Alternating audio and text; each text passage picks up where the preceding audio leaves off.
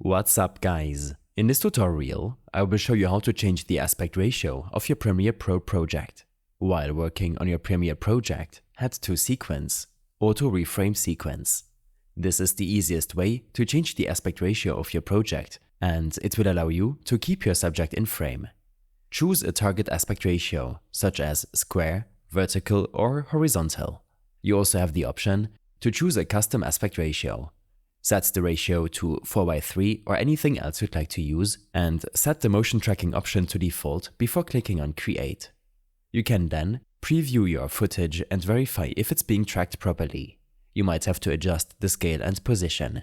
Alternatively, head to Sequence, Sequence Settings. From here, in the General section, you have the option to adjust the frame size in pixels. After adjusting the base resolution of your project, the video preview's width and height will also be adjusted. I hope this helped you out. Leave a comment if you have any questions, and see you in the next one.